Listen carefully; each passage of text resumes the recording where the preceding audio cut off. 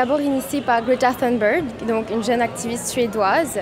Et en fait, elle a créé ce mouvement pour que les jeunes du monde entier se mobilisent dans leur ville afin d'essayer de sensibiliser le gouvernement par rapport au changement climatique et ses conséquences désastreuses qui vont arriver nécessairement. Dans le monde entier, les jeunes ont décidé de se mobiliser. Donc, on a 120 pays. Le but principal, en fait, c'est d'essayer de sensibiliser les gens pour qu'ils prennent conscience que c'est la sonnette d'alarme qu'on tire. En fait, Maurice, en plus étant un SIDS, donc un petit état insulaire, il est beaucoup plus à risque par rapport aux conséquences du changement climatique, notamment avec la montée des eaux et puis l'érosion, enfin beaucoup de facteurs. Et ça nous a pris beaucoup de temps et d'efforts, mais on a une équipe vraiment super et très motivée de jeunes et ça, c'est ce qui me tient le plus à cœur. En fait, pour réduire l'ampleur du dégât, ça prend énormément de décisions. Donc ça, c'est plutôt au niveau des lois, donc surtout au niveau du gouvernement, puisque le peuple, même si on fait des petites actions, comme par exemple moins de déchets, moins de consommation, c'est plutôt à l'échelle du gouvernement justement qu'on va pouvoir faire en sorte qu'il y ait des solutions importantes. Alors, je pense que c'est nous le changement. Pour le changement climatique, c'est nous le changement. Si l'homme ne change pas, comment on va réussir à fonder Maurice dans les avenirs futur? Maurice, c'est une île qu'il faut protéger. Je pense que quand on dit Maurice île durable, maintenant on ne peut plus utiliser Maurice île durable. C'est une île polluée et il faut sauver Maurice. Parce que sinon, après, on n'aura plus notre île.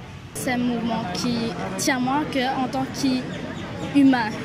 Parce que c'est vrai qu'il nous trouvait, nous tendait depuis 6e, même 4e, on mettre ça dans IBS, qui planète peut souffrir, qui nous est tout conscient en fait, mais personne ne peut faire. Même si un enfant nous dit nous passer bien par le plastique, nous dit une petite action, ou peut-être qu'il est pas dans l'importance, ou qui même là, nous pouvons faire une amorce, nous venir, il compte pour nous. The earth can provide for humans' need, but not for humans' greed.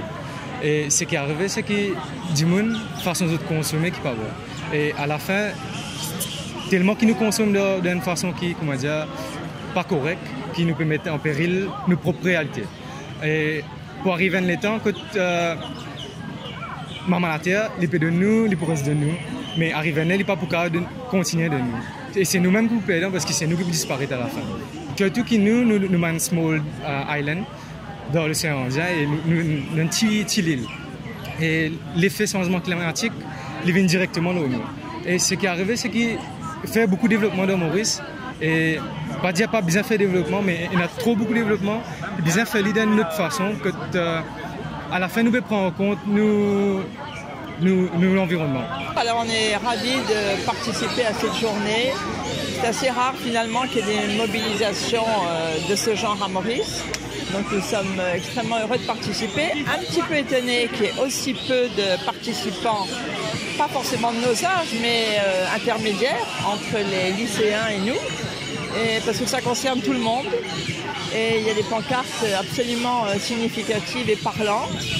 Moi, mon combat personnel, c'est par exemple tous les pique-niqueurs qui vont à Maurice tous les week-ends, qui prennent le temps avant de partir de chez eux et de mettre leur pique-nique dans une soubique, dans une tente, de surtout prendre un sac poubelle et de ramener leurs poubelles chez eux.